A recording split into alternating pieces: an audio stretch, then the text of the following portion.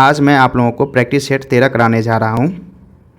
और जो भी बच्चे इससे पहले वाला प्रैक्टिस सेट नहीं देखे हैं तो डिस्क्रिप्शन में लिंक दिया है, वहाँ से जाके देख सकते हैं। उसके साथ साथ आप लोग प्लेलिस्ट में टेक्निकल सेक्शन है बिहार स्पेशल सर्वे अमीन का, वहाँ से भी आप लोग टोटल वीडियो जाके देख सकते हैं। और अगर मेरे टेलीग्राम चैनल पर अभी तक नहीं जुड़े हैं तो जाके आप लोग एक्सएम स्टडी टेलीग्राम चैनल पर जुड़ सकते हैं।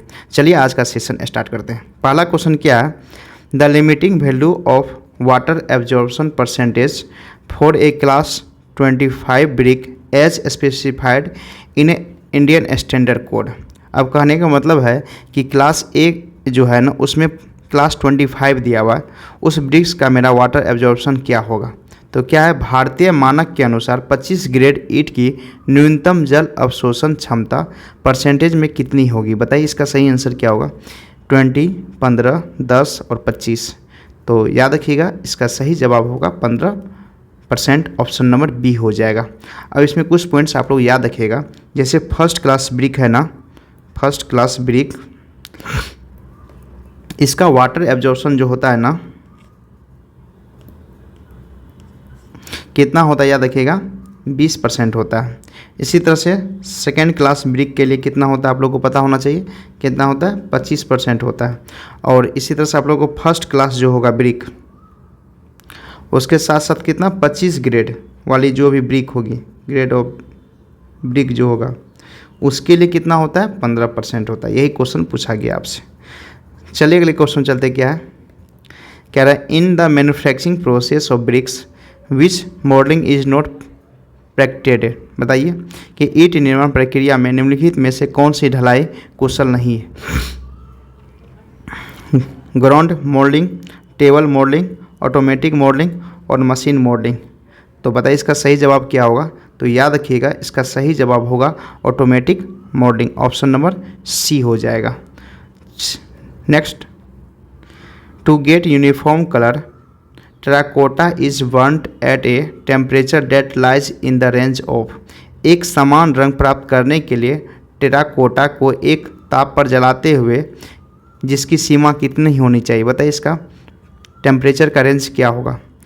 ऑप्शन ए 650 से 850, ऑप्शन बी 900 से 1500, ऑप्शन सी 4500 से 4600, ऑप्शन डी 1100 से 1200। तो याद रखिएगा इसका कितना रेंज होता है जब ये टेराकोटा को हम लोग बर्न करते हैं, किस रेंज में होना चाहिए। याद रखिएगा ऑप्शन नंबर क्या होगा, डी 1100 से 12। इसका सही जवाब क्या होगा 1100 से 1200 डिग्री सेल्सियस। नेक्स्ट क्या है, कह रहा है which one of following is not a defect in brick. बताना इनमें से चारों ऑप्शन दिया हुआ, चारों ऑप्शन से बताना है कौन सा है जो डिफेक्ट ऑफ ब्रिक नहीं है। कह रहा है निम्नलिखित में से कौन सा दोष ईंट में उत्पन्न नहीं होती है। Wedge cut, under burning, over burning, black core. तो आप लोग को पता होना चाहिए कि वेज कट जो होता है ना, ये डिफेक्ट ब्रिक का जो डिफेक्ट होता है ना वो इसमें नहीं पाया जाता। बट देखिए बर्निंग, अंडर बर्निंग आप लोग को पता होगा, अंडर बर्निंग एक ब्रिक होता है। इसी तरह से ओवर बर्निंग हो जाता है। ब्लैक कोर धब्बा देखते होंगे, काला काला धब्बा किसी ब्रिक पे पड़ जाता है। तो ये सब क्या है, ब्रिक का एक डिफेक्ट है। चलिए अगले क्वेश्चन चलते। क्या है, कह रहा है विच of the following IS code that gives the ceramic tiles classification and characteristics. बताना है कि निम्नलिखित में से कौन सा IS कोड सेरेमिक टाइल का वर्गीकरण एवं विशेषताएं बताता है। तो इसका सही जवाब क्या होगा बताइए आप लोग, 5 सेकेंड है आपके पास। याद रखिएगा इसका सही जवाब होगा IS 13712/1993।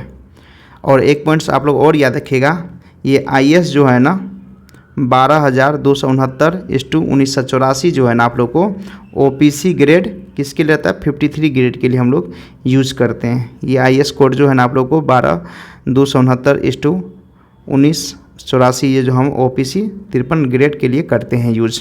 ये भी कुछ कुछ पॉइंट्स आप लोग याद रखिएगा। नेक्स्ट क्या है, करा है in which of the flowing process pug mill is used. बताइए पग मिल इनमें से किस प्रोसेस के लिए यूज़ करते हैं। कह रहा है निम्नलिखित में से किस प्रक्रिया में पग मिल का उपयोग किया जाता है। तो आप लोग देखिए यही क्वेश्चन एसएससी जेई और सीआरपीएफ में क्वेश्चन पूछा गया। कहने का मतलब अलग अलग स्टेट जेई में जो भी है आप लोग को सेम टाइप का क्वेश्चन आएगा।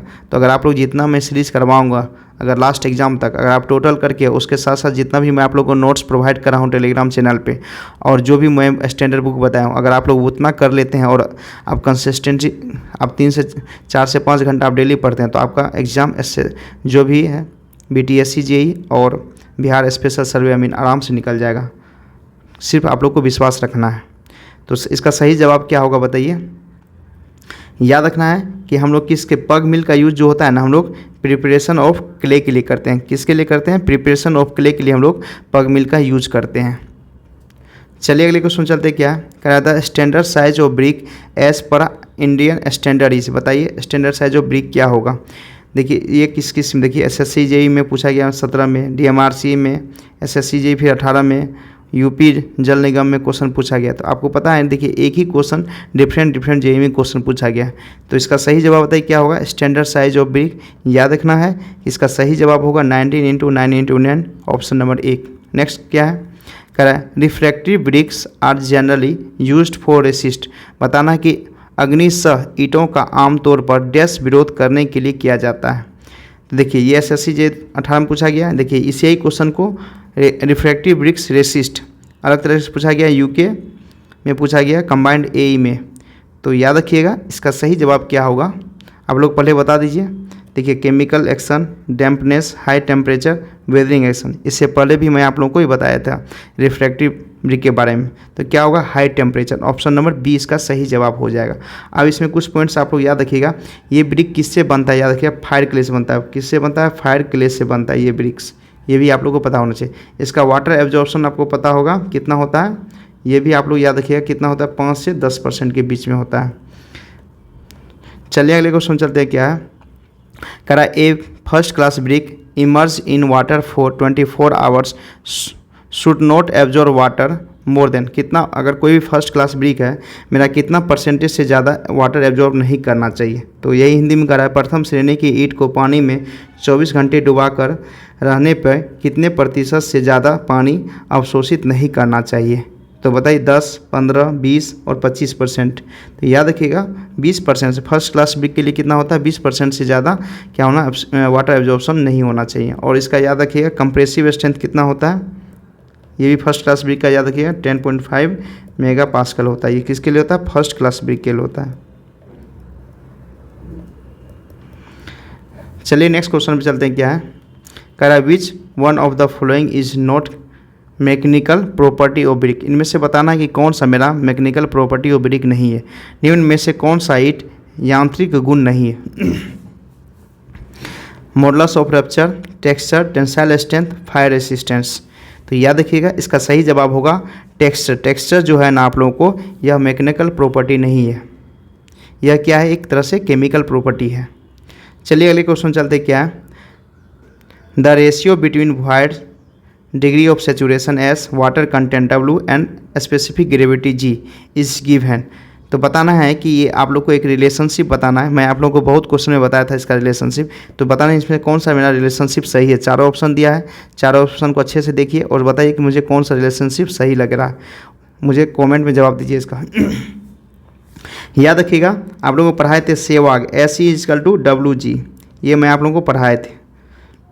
तो क्या होगा? देखिए ऑप्शन नंबर बी में है SE=WG। तो इसका सही जवाब क्या होगा? ऑप्शन नंबर बी हो जाएगा। अगला क्वेश्चन चलिए। क्या है? अब देखिए ये इस क्वेश्चन पे आप लोग को देखिए 3 क्वेश्चन बनेगा। तो इस क्वेश्चन को आप लोग अच्छे से पढ़ लीजिए।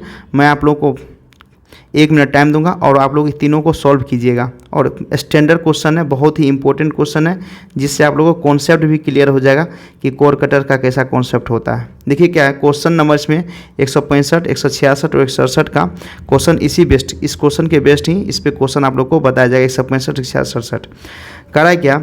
इन situ density of a soil deposit were determined by core cutter method. या क्या करें? कोई भी इन सीटू का मतलब क्या? फील्ड में जो भी हम लोग डेंसिटी सॉइल का निकाल रहे हैं ना, तो किस मेथड के द्वारा कर रहे हैं हम लोग? कोर कटर मेथड के द्वारा निकालते हैं। ठीक है।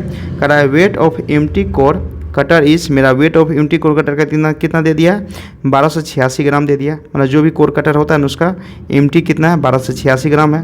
कह रहा weight of core cutter filled with soil, जैसे ही उसको हम लोग क्या किए, सॉइल में फिल किए, सॉइल से कोर कटर में सॉइल उसके अंदर फिल किए, तो उसका वेट हो गया 3196 ग्राम। तो कह रहा है वॉल्यूम ऑफ कोर कटर, जो कोर कटर है उसका वॉल्यूम कितना है, 1000 सेंटीमीटर क्यूब। कह रहा है वाटर कंटेंट इसका दे दिया है, जो भी वहाँ पे सॉइल है उसका वाटर कंटेंट 12% है। स्पेसिफिक ग्रेविटी दे दिया 2.7 और जी का वैल्यू 9.8 ग्राम पर सेंटीमीटर स्क्वायर सेकेंड स्क्वायर। अब क्वेश्चन देखिए, यही क्वेश्चन है, इस क्वेश्चन पे आप लोग इसमें क्या क्या दे दिया देख लीजिए आप लोग। सबसे आसान तरीका मैं आप लोग बता रहा हूँ, क्या वेट ऑफ एम्प्टी दिया हुआ है, कोर कटर कितना दे दिया, 1286 ग्राम दे दिया। इसी तरह से weight of core cutter field with soil के साथ जो फील्ड है उसका कितना दिया है वेट, 3196 ग्राम। ठीक है। अब इस तरह से वॉल्यूम ऑफ कोर कटर का दे दिया कितना, 1000 सेंटीमीटर क्यूब। अब यहाँ से क्या हो जाएगा, आप लोग ये तीनों का यूज़ करेंगे हम लोग, इस तीनों का हम लोग यूज़ करेंगे। देखिए यहाँ क्या है, bulk unit weight of soil का बल्क यूनिट वेट हमको निकालना है। ये तीनों डाटा का हम लोग यूज़ करेंगे, और भी डाटा है उसका भी हम लोग यूज़ करेंगे। तो पहले आप लोग बताइए, मैं आप लोगों को बताऊंगा। तो आप लोग देखिए, अब जैसे बल्क यूनिट वेट क्या होता है, सबसे पहले तो आपको ये पता होना क्या होता है, गामा बल्क क्या होता है। गामा बल्क आप लोगों को पता होना चाहिए क्या होता है, बताइए क्या होता है। Gamma S by gamma W होता है, इस तरह से भी निकाल सकते हैं। गामा बल्क आप लोगों को पता हो तो gamma S by gamma W निकल जाएगा यहाँ से, और gamma S by gamma W जो निकलेगा, तो अगर इसको हम निकालेंगे तो क्या होगा, वेट ऑफ सॉइल जो निकलेगा, वॉल्यूम ऑफ सॉइल निकल जाएगा। सॉरी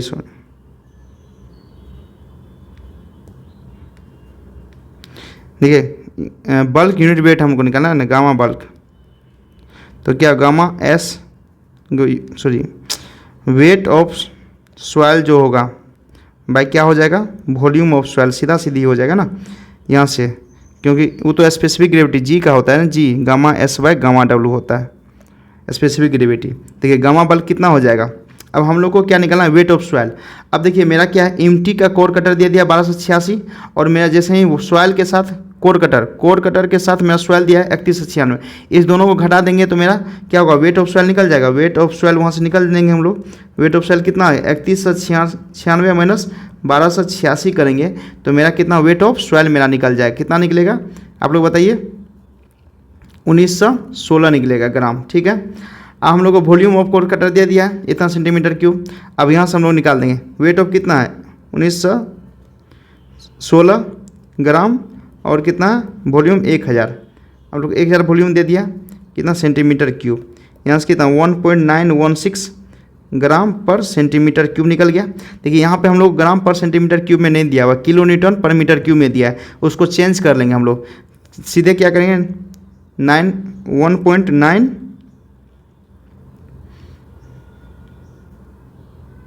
सॉरी यहाँ क्या है जीरो, ये जीरो हो जाएगा ना, 1910 हो जाएगा, तो 1910 हो गया, 1910 यहाँ पे तो क्या होगा 9.1। और देखिए जैसे ही इसको ग्राम पर सेंटीमीटर क्यूब है ना, अगर इसको 9.81 से अगर मल्टीप्लाई कर देंगे ना हम लोग, तो सीधा किलो न्यूटन पर मीटर क्यूब में आ जाएगा। तो इसको मल्टीप्लाई कीजिएगा आप लोग, कितना आ जाएगा 18.718 किलो न्यूटन पर मीटर क्यूब में आ जाएगा। तो इसका सही जवाब क्या होगा, ऑप्शन नंबर बी हो जाएगा। तो इसको आप लोग देख लीजिएगा 12 का।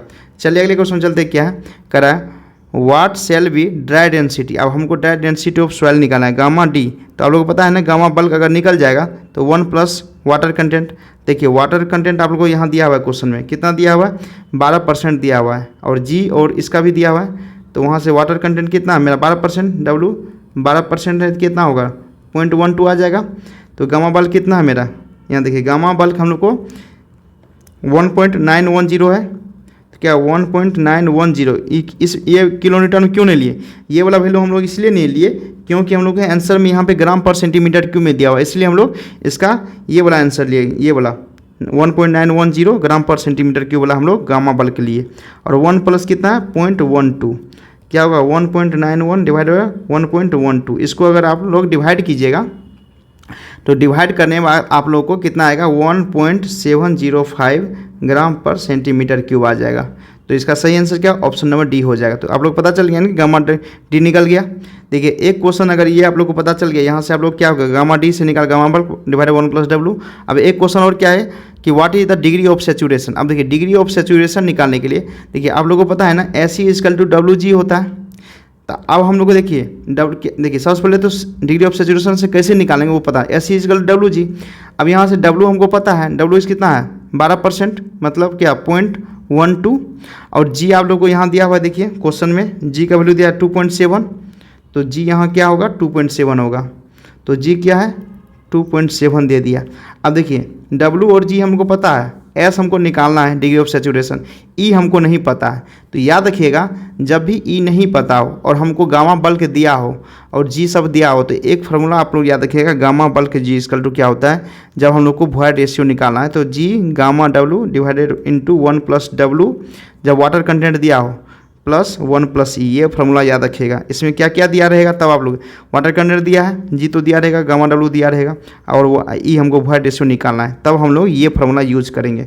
यहाँ से हम लोग क्या करेंगे E निकल जाएगा, E = क्या G gamma W into 1 + W divided by gamma bulk -1। Gamma bulk हमको पता है तो यहाँ से E निकल जाएगा। E का G कितना है 2.7 इंटू 9.81, गामा W दिया हुआ है 1 + 0.12 दिया हुआ है। गामा बल्क आप लोग को पता है कितना है किलोमीटर में लेंगे कि 18.718 -1।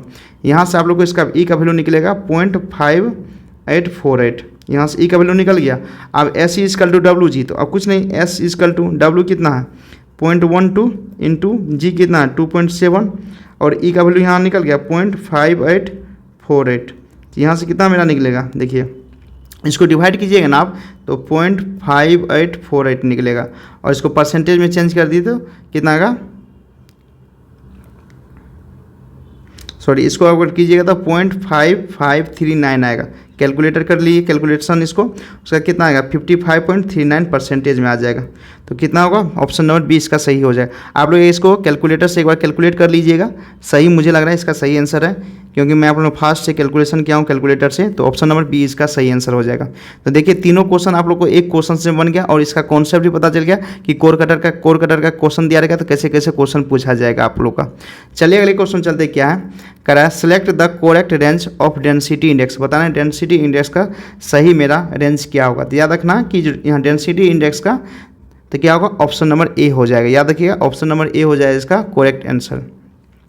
और डेंसिटी इंडेक्स का आप लोग फार्मूला रखिएगा e max minus e divided by e max minus e minimum.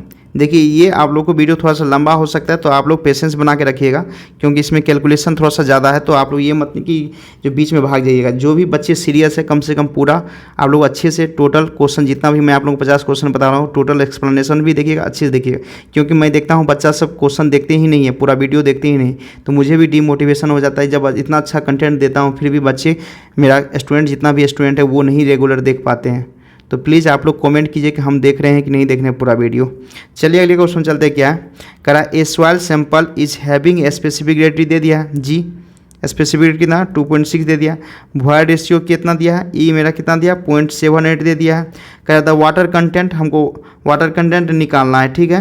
कह रहा है कि जो रिक्वायर्ड ए फुली सेचुरेशन, जैसे ही फुली सेचुरेशन दे दिया तो मतलब डिग्री ऑफ सेचुरेशन 1 हो जाता है। याद रखना कि जब भी फुली सेचुरेट कोई भी वाटर है तो मतलब डिग्री ऑफ सेचुरेशन 1 हो जाता है क्योंकि उसमें आप लोगों को वॉइड्स में एयर है ही नहीं, तो क्या होगा डिग्री ऑफ सेचुरेशन 1 हो जाएगा। तो आप लोगों को पता है SE = WG होता है। यहाँ से आप लोग को S का वैल्यू पता है 1, E का वैल्यू क्या है 0.78 है, W हमको निकालना है G 2.6 है। यहाँ से W आप लोग कैलकुलेशन कीजिएगा तो आप लोग को यहाँ से W निकल जाएगा। W का वैल्यू कितना आएगा याद रखिएगा, अगर 0.30 आएगा और इसको आप लोग परसेंटेज में क्या होगा 30% आ जाएगा। तो याद रखिए क्या होगा ऑप्शन नंबर इसका बी हो जाएगा। चलिए अगले क्वेश्चन चलते हैं क्या है, करा unit weight of A complete saturated soil. अब कंप्लीट सेचुरेटेड सॉइल का यूनिट वेट क्या होगा बताइए। ऑप्शन ए में दिया हुआ, ऑप्शन बी भी दिया, ऑप्शन सी, ऑप्शन डी, चार ऑप्शन देखिए उनमें से हमको बताइए इसका सही आंसर क्या होगा। तो याद रखिएगा क्या है गामा सेट का हमको फार्मूला बोला। याद रखिए गामा सेट क्या होता है G + E into gamma W divided by 1 + E होता है। तो ये गामा सेट का आप लोग फार्मूला याद कर लीजिएगा, और जिसको भी नहीं पता है तो अगर नॉर्मल गामा दिया हुआ हो, याद रखिएगा, इसके डिग्री ऑफ सेचुरेशन के लिए दिया है ना कि मेरा कंप्लीट सेचुरेटेड है, तो डिग्री ऑफ सेचुरेशन इसमें क्या होता है, S = 1 हो जाता है। अगर इसमें कुछ नहीं दिया, सिर्फ गामा बल्क डेंसिटी बना, तो क्या होता है, G + SE = gamma W/1 + E होता है। ये आप लोग याद रखिएगा, ये आप लोग को जनरल फार्मूला क्या है, ये जनरल यूनिट वेट निकालने के लिए है, जनरल यूनिट वेट निकालने के लिए है, याद रखिएगा आप लोग। चलिए अगले क्वेश्चन चलते क्या है, the critical gradient for all soil is normally, मेरा क्रिटिकल ग्रेडियंट जितना भी सॉइल है उसका कितना होगा। याद रखिएगा क्रिटिकल ग्रेडियंट जहाँ भी पूछ दिया जाए सीधा सीधी 1 होता है, क्या होता है, 1 होता है, ऑप्शन नंबर बी हो जाएगा। अगला क्वेश्चन क्या है, impending boiling of soil occur when the critical gradient, देखिए यहाँ भी क्रिटिकल ग्रेडियंट आ गया, मतलब क्या 1 होगा, देखिए कहाँ पे है, यूनिटी, ऑप्शन नंबर डी हो जाएगा सीधा सीधी इसका आंसर। अगला क्वेश्चन चलिए क्या है, density index of soil expresses, जो डेंसिटी इंडेक्स है वो मेरा क्या एक्सप्रेस करता है। देखिए डेंसिटी इसका ID = क्या होता है, E max - E / E max - E min होता है, ये फॉर्मूला होता है डेंसिटी इंडेक्स। ये हम लोग को क्या रिप्रेजेंट करता है, तो याद रखिए क्या करता है आप लोग, रिलेटिव कम्पैक्टनेस क्या करता है, रिप्रेजेंटेट करता है। अगला क्वेश्चन चलिए क्या है, depth of the centre of pressure of A vertically emerge surface from the liquid surface is given है। बताना है कि जब वर्टिकली, मान लीजिए मेरा वाटर सरफेस है, ठीक है, अब कोई वर्टिकली है, कोई भी मेरा सरफेस, उसका हम लोग को बताना है कि CG क्या है, सेंटर ऑफ प्रेशर क्या होगा। सेंटर ऑफ प्रेशर क्या होता है, H/CP होता है, इसका फॉर्मूला क्या होता है, H + IG sin² थीटा होता है, डिवाइडेड बाई कितना होगा, H × एरिया।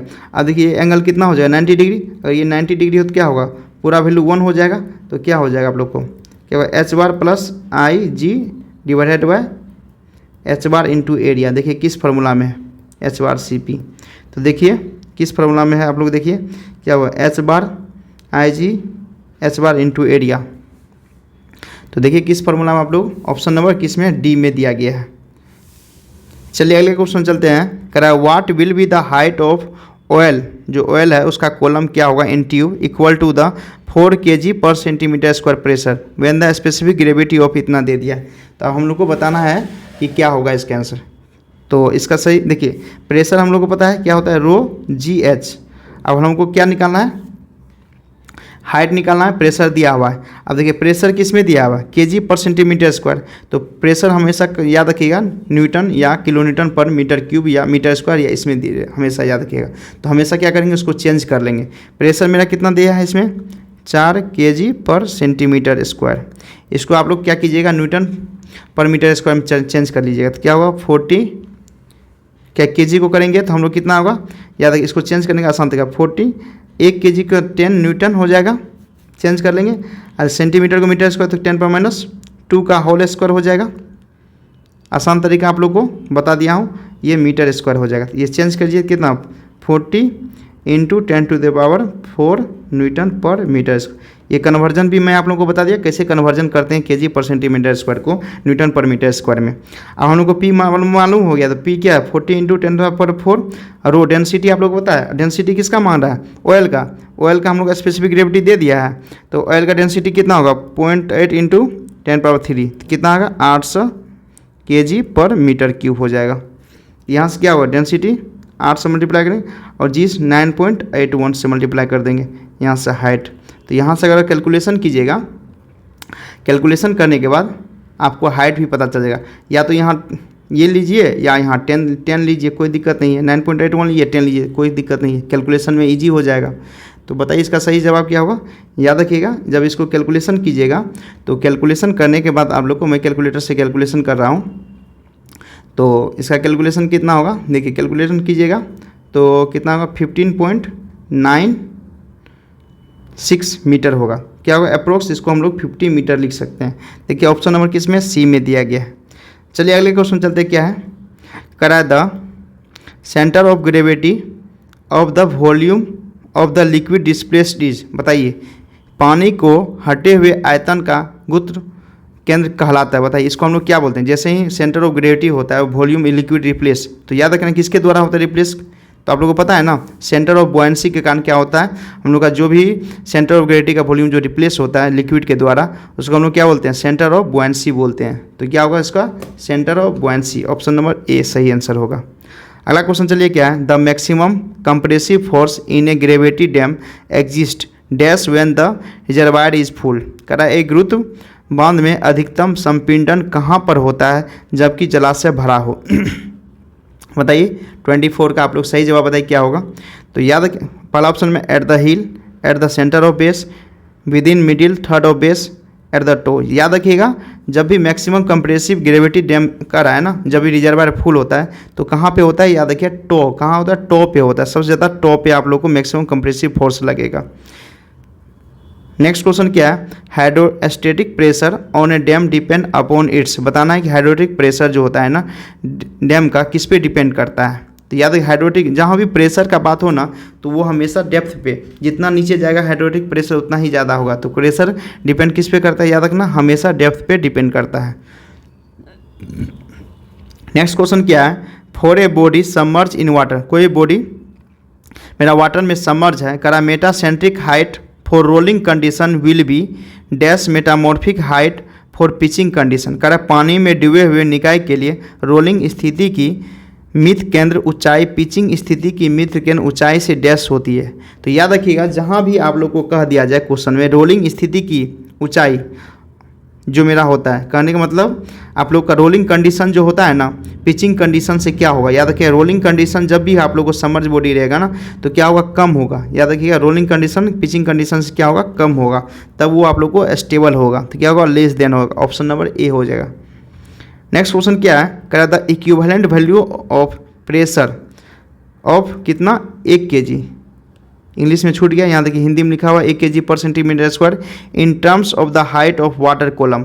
अब कह रहा है जो प्रेशर है ना इसको हमको वाटर के हाइट के कॉलम में हमको बताना है। तो कुछ नहीं करना है, देखिए यहाँ प्रेशर दिया हुआ है, आसान था। प्रेशर कितना 1 kg पर सेंटीमीटर स्क्वायर। इसको आपको चेंज करना बताए थे तो क्या होगा 10 हो जाएगा न्यूटन और 10⁻⁴ ये हो जाएगा मीटर स्क्वायर। क्या 10⁵ न्यूटन पर मीटर स्क्वायर। यहाँ से ये हो, तो यहाँ देखिए प्रेशर इसका तो फॉर्मूला क्या था, रो जी और एच होता है। रो प्रेशर कितना है 10⁵ है, रो कितना हो 10⁻3, वाटर का होता है डेंसिटी 1000, जी कितना 10 मान लेते हैं और एच है हाइट। यहाँ से कटेंगे क्या 10 आ जाएगा, मतलब हाइट का फर्क क्या आ गया, मेरा हाइट ऑफ वाटर के टर्म में कितना हो गया हम लोग को 10 मीटर हो गया ऑफ वाटर। वाटर के टर्म में मेरा हाइट कितना आ गया, अगर यही प्रेशर वाटर के टर्म में निकाले कितना 10 मीटर आ गया। क्या हो, ऑप्शन नंबर बी इसका सही जवाब हो जाएगा। चलिए अगले क्वेश्चन चलते क्या है, कह रहा है when Meta centre and centre of gravity of any floating body. मान ली कोई भी फ्लोटिंग बॉडी मेरा मेटा सेंटर और सेंटर ऑफ ग्रेविटी मेरा कोइंसाइड कर रहा है। मान लो कोई फ्लोटिंग बॉडी है उसका मेटा सेंटर और centre of gravity, Meta centre और सेंटर ऑफ ग्रेविटी CG मेरा कोइंसाइड कर रहा है, एक ही पोजीशन पे लाइक कर रहा है, तो उसको हम लोग क्या बोलते हैं। तो याद होगा ना जब भी मेटा सेंटर और सेंटर ऑफ ग्रेविटी लाइक करता है तो उसको हम लोग क्या बोलते हैं, न्यूट्रल। क्या बोलते हैं हम लोग उसको, क्या बोलते हैं, न्यूट्रल इक्विलिब्रियम बोलते हैं। तो क्या होगा इसका आंसर, क्या होगा न्यूट्रल इक्विलिब्रियम हो जाएगा। ऑप्शन नंबर सी इसका हो जाएगा। चलिए अगले क्वेश्चन चलते हैं क्या कह रहा है, a vertical wall is subjected to a pressure due to one kind of liquid on one of its side. The total pressure on the wall act at a distance dash from the liquid surface. अब कह रहा है कि कोई एक ऊर्ध्वाधर दीवारें को उसके एक तरफ एक प्रकार के तरफ के कारण दाब के अधीन रखा जाता है, तो दीवार का समग्र दाब तल के सतह से डैश दूरी पर सक्रिय होता है। तो कुछ नहीं है इसमें हम लोग को क्या पूछा है, देखिए इजी तरीका से इस क्वेश्चन को सॉल्व कीजिएगा। इसमें हमको डायरेक्ट पूछ रहा है क्या सेंटर ऑफ प्रेशर क्या होगा। तो कोई भी वॉल क्या है, मान लीजिए जो मेरा ये वाटर सरफेस है ना, ये वाटर सरफेस है, वाटर सरफेस से जो वाटर सरफेस से है ना कोई भी मेरा कह रहा है कि वर्टिकल कर रहा है ना, वर्टिकल वाल है। तो वाटर सरफेस से कोई भी मेरा एक वर्टिकल वाल है, ये एक वर्टिकल वाल है,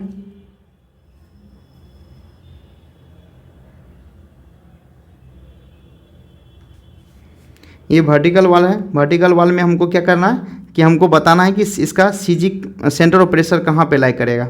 तो हम लोग को क्या होगा, इसका सीधा H बार क्या हो जाएगा, ये टोटल मेरा H है।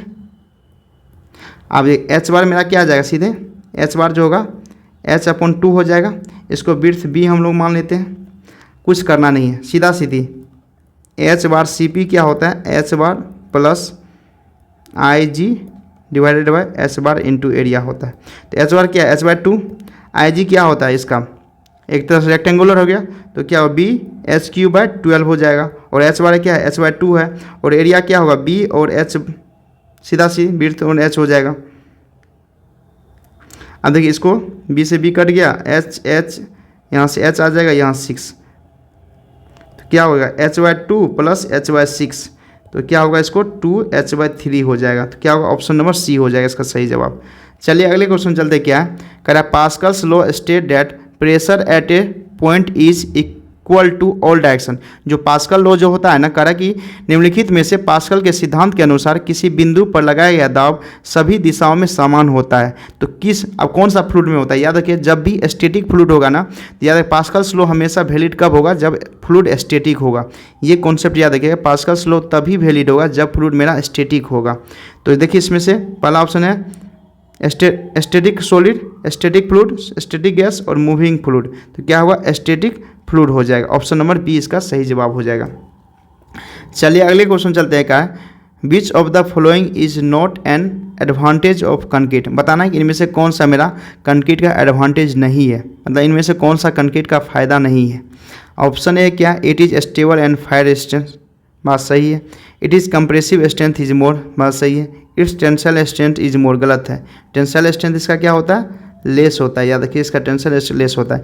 It can be poured into safer place by the pumping, बात सही है, यह पंप से कठिन स्थानों पे डाला जा सकता है। तो क्या होगा, ऑप्शन नंबर सी होगा, क्योंकि यहाँ नोट बोल रहा है कौन सा इसका एडवांटेज नहीं है। तो क्या होगा, टेंसाइल स्ट्रेस क्या होता है, लेस होता है, यहाँ मोर दे दिया है। तो क्या होगा, ऑप्शन नंबर सी इसका हो जाएगा सही आंसर। अगला क्वेश्चन क्या है, as per Indian standard specifications concrete should be cured under a humidity. बताना है कि भारतीय मानक विशिष्टियों के अनुसार कंक्रीट को किस आर्द्रता जो नमी में तराई करनी चाहिए। तो याद रखना, आप लोगों को बताए थे 90 से 95% के बीच में होता है। तो क्या होगा, 90% इसका सही जवाब हो जाएगा।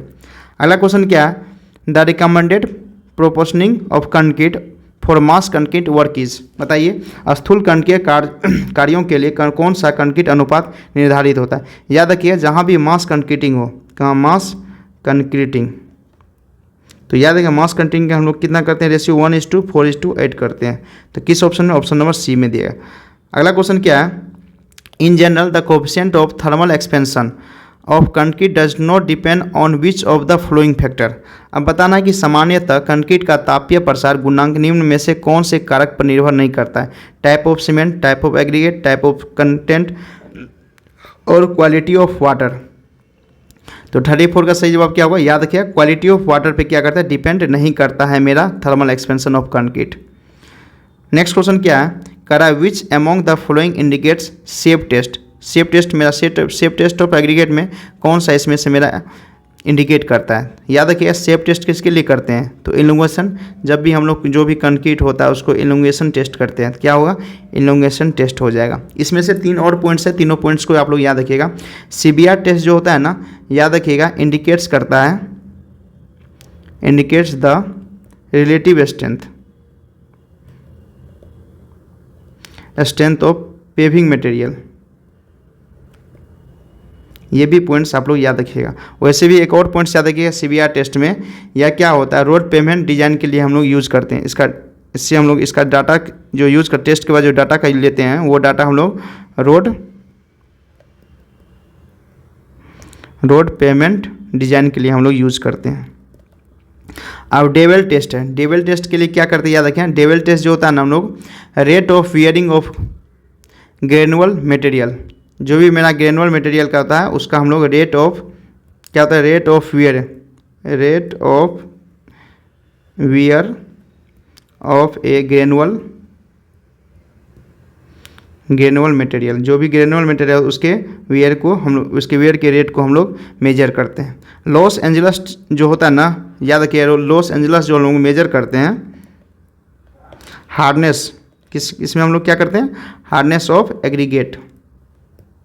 एग्रीगेट के हार्डनेस को हम लोग मेजर करते हैं। ये तीनों पॉइंट्स आप लोग एक्स्ट्रा भी याद कर लीजिए, क्योंकि हो सकता है कि ये तीनों पॉइंट्स कहीं भी पूछ सकता है, तो आप लोग को ये कॉन्सेप्ट पता चल जाएगा कि किसका कौन सा टेस्ट का क्या यूज होता है।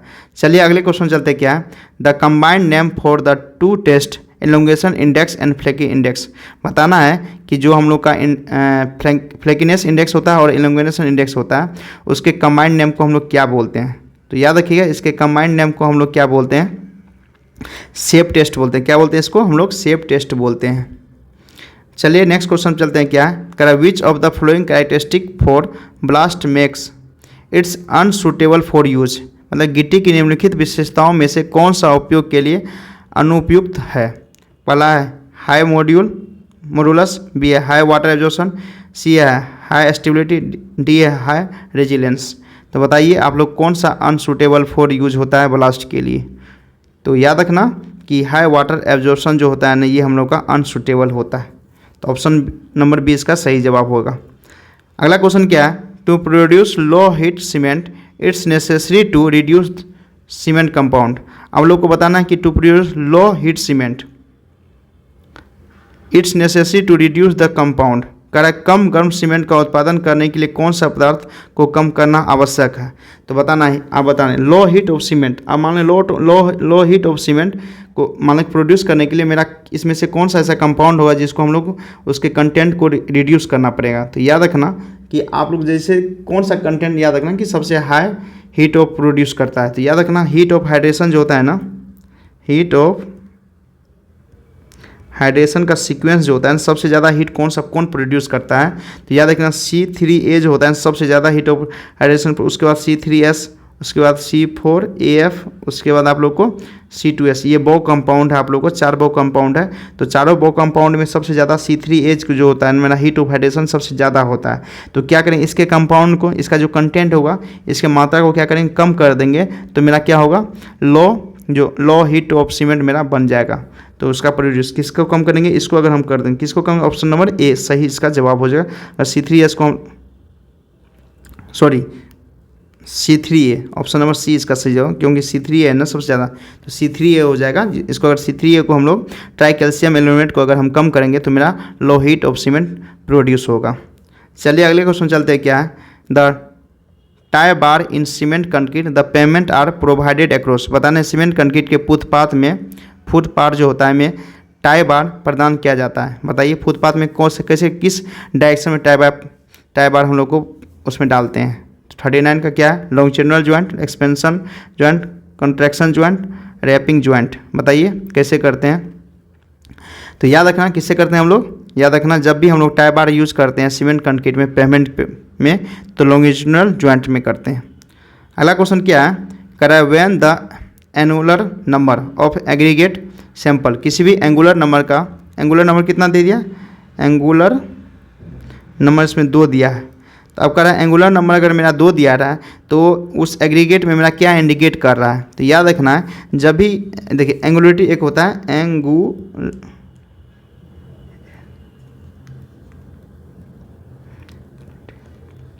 एंगुलरिटी नंबर होता है जिसका रेंज होता है 0 से 11 होता है। तो याद रखना जैसे जैसे एंगुलरिटी नंबर बढ़ते जाएगा, अगर 11 तक जाएगा तो पूरा वो क्या एलोंगेशन हो जाएगा। तो क्या हो गया इसका कहने का मतलब, अगर 0 से देखिए तो 2 है 0 से नज़दीक है, इसका क्या मतलब वो क्या होगा, राउंडेड शेप में होगा। तो क्या होगा, ये राउंडेड शेप में होगा। तो अगर एंगुलरिटी नंबर 2 है तो इसका मतलब वो राउंडेड शेप में है। ये भी आप लोग को पता होना चाहिए। चलिए अगले क्वेश्चन चलते क्या है, करा under a beam loading condition if the bending movement is constant over a certain span length then the shear force would be. मान लो कि कोई भी मेरा स्पेन लेंथ है जहाँ पे मेरा बेंडिंग मूवमेंट कांस्टेंट है, तो वो मेरा शियर फोर्स उस कांस्टेंट लेंथ में क्या होगा। तो याद रखना जैसे ही मेरा कौन सा बेंडिंग मूवमेंट कांस्टेंट है तो शियर फोर्स क्या होगा, 0 हो जाएगा। क्यों, देखिए शियर फोर्स का आप लोगों का फार्मूला क्या होता है, dm/dx। और जैसे ही ये कांस्टेंट है, और कांस्टेंट का आप लोग क्या डिफ्रेंशिएशन कीजिएगा तो क्या होगा, 0 हो जाएगा। तो क्या होगा, ऑप्शन नंबर ए सही इसका जवाब हो जाएगा। अगला क्वेश्चन क्या है, which type of beam is supported when eight one and by being built into wall. कह रहा है किसी प्रकार की धरन का एक छोर दीवार में लंबित रहता है। याद रखना कैंटिलीवर बीम में एक छोर जो होता है लंबित, एक आप लोग क्या होता है फ्री रहता है। तो ऑप्शन नंबर बी इसका सही जवाब हो जाएगा। क्या हो जाएगा, कैंटिलीवर बीम हो जाएगा। नेक्स्ट क्वेश्चन क्या है, the point where bending movement change direction in the beam carrying load is called. कह रहा है कि मतलब वह पॉइंट जहाँ पे बेंडिंग मोमेंट अपना डायरेक्शन चेंज कर रहा है उसको हम लोग क्या बोलते हैं, याद है ना कि बेंडिंग मोमेंट चेंज कर रहा है या अपना वहाँ पे बेंडिंग मोमेंट या तो मेरा जीरो हो रहा है, तो उस पॉइंट को हम लोग क्या बोलते हैं, पॉइंट ऑफ कंट्राफ्लेक्सर बोलते हैं। क्या बोलते हैं, पॉइंट ऑफ कंट्राफ्लेक्सर बोलते हैं। तो 43 का ऑप्शन नंबर ए सही जवाब हो जाएगा। अगला क्वेश्चन क्या है, dash is the algebraic sum of movements of the force on either side of the section और लोडेड बीम। तो बताइए क्या होगा अलजेब्रिक सम, किसका अलजेब्रिक सम होगा। तो याद रखना बेंडिंग मूवमेंट का अलजेब्रिक सम ऑफ फोर्स जो होगा लेफ्ट साइड हो या राइट साइड हो आप लोग का लोडेड बीम के लिए होगा। तो क्या होगा ऑप्शन नंबर इसका सही, ए ऑप्शन नंबर सही हो जाएगा। नेक्स्ट क्वेश्चन क्या है, चलिए कह the movement diagram for a cantilever whose free end subjected to bending movement. अब बताना है कि मेरा कह रहा है मूवमेंट डायग्राम ऑफ कैंटिलीवर, किसी भी कैंटिलीवर का मूवमेंट डायग्राम जहाँ पे मेरा फ्री इंड सब्जेक्ट कर रहा है बेंडिंग मूवमेंट विल बी। अब ऑटोमेटिक है, फ्री इंड सब्जेक्ट कर रहा है तो क्या हो जाएगा बताइए, इसका कौन सा सेव करेगा। तो बताइए 45 का। तो याद रखना कि वो रेक्टेंगुलर होगा, क्या होगा, रेक्टेंगुलर होगा, क्या होगा, वो शेप मेरा एक रेक्टेंगुलर होगा। चलिए अगले क्वेश्चन चलते हैं, क्या कर the bending movement at fix end for a propped cantilever beam. ठीक है, कोई भी प्रोप्ड कैंटिलीवर बीम है, उसका स्पेन लेंथ इतना दे दिया, यूडीएल दे दिया इतना, through the Spain will be. तो क्या होगा इसका बताइए, बेंडिंग मूवमेंट आपको पता है प्रोप्ड कैंटिलीवर का बीम का जब भी हम लोग बोलते हैं क्या होता है, इसका मैक्सिमम क्या WL²/8 होता है ना। तो हम लोग को x का वैल्यू पूछा है तो x क्या होगा 8 हो जाएगा। ऑप्शन नंबर डी इसका सही जवाब हो जाएगा। अगला क्वेश्चन क्या है, the point of contraflexure in a laterally loaded beam occurs when. बताना है पार्श्व भारित धरण में नति परिवर्तन बिंदु कहाँ पर होती है। बताइए पॉइंट ऑफ कंट्राफ्लेक्सर कहाँ होता है, बताइए जहाँ पे बेंडिंग मूवमेंट मेरा या तो चेंज कर रहा हो या तो जीरो हो। तो बताइए क्या होगा, बेंडिंग मोमेंट चेंज साइन अपना बेंडिंग में अपना साइन चेंज कर रहा है या बेंडिंग मोमेंट जीरो होता है जिस पॉइंट पे, तो उसको हम लोग क्या बोलते हैं, पॉइंट ऑफ कंट्राफ्लेक्सर पॉइंट बोलते हैं। नेक्स्ट क्वेश्चन क्या है, ए simply supported beam of Spain L carries unit load its centre.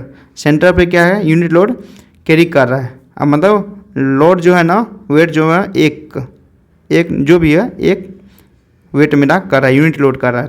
The strain energy in the beam, अब बीम में मेरा स्ट्रेन एनर्जी क्या होगा, कोई भी सिंपली सपोर्टेड बीम है, अब कर रहा है मेरा लेंथ L दिया है और कोई भी लोड यूनिट लोड यहाँ पे एक कोई भी एक कर रहा है।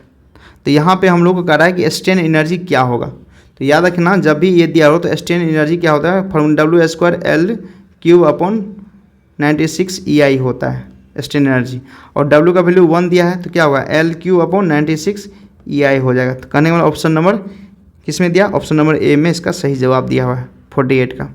अगला क्वेश्चन क्या है, the moment required to rotate the near end of prismatic beam through unit angle the without translation the far end being fixed is. बताइए इसका फार इंड फिक्स कितना होगा। तो याद रखना 49 का ये क्वेश्चन सीधा रिमेंबर करने का है, तो आप लोग याद कर लीजिएगा इसका क्या होगा 4EI/L होता है, क्या होगा 4EI/L। ऑप्शन नंबर इसका डी हो जाएगा। अगला क्वेश्चन क्या है, क्या the magnitude of fixed end movement, जो फिक्स्ड इंड मूवमेंट का मैग्नीट्यूड क्या होगा of a span if one of the support sink by delta. कोई भी एक सपोर्ट मेरा डेल्टा से सिंक कर रहा है तो फिक्स्ड इंड मूवमेंट क्या होगा। तो याद रखिएगा इसका सही जवाब क्या होगा, आप लोग बताइए। 50 का पहला ऑप्शन है 6EI/L², बी है 3EI/L², सी है 12EI/L² और डी है EI/6L²। तो 50 का क्या होगा सही जवाब ऑप्शन नंबर ए हो जाएगा। ये भी आप लोग रिमेंबर कर लीजिएगा, जितना भी आप लोग को स्लोप डिफ्लेक्शन जो भी है आप लोग का, वो आप लोग को स्लोप डिफ्लेक्शन का मैं आप लोग को एक पूरा दे दूंगा, वो टोटल आप लोग क्या कीजिएगा याद कर लीजिएगा। स्लोप डिफ्लेक्शन अगर स्टैंडर्ड आप लोग को पूछेगा वो आप लोग एक बार याद कर लीजिएगा, आप लोग को एक भी क्वेश्चन उससे नहीं पूछेगा। और मैं आप लोग एक वीडियो बना दूंगा स्लोप डिफ्लेक्शन किस तरह से याद करने का तरीका, तो आप लोग बोलिए मुझे कमेंट कीजिएगा सर हाँ स्लोप डिफ्लेक्शन का जितना भी स्टैंडर्ड है किसका स्लोप क्या होगा, किसका डिफ्लेक्शन कितना होगा, तो आप लोग मुझे कमेंट ज़्यादा से ज़्यादा कमेंट कीजिएगा। अगर आप लोग बोलिए कि हाँ तो मैं आप लोग को एक वीडियो उस पर बना दूँगा। Thank you guys for watching this video. अगर सेशन अच्छा लगे तो प्लीज़ लाइक और सब्सक्राइब जरूर कीजिएगा।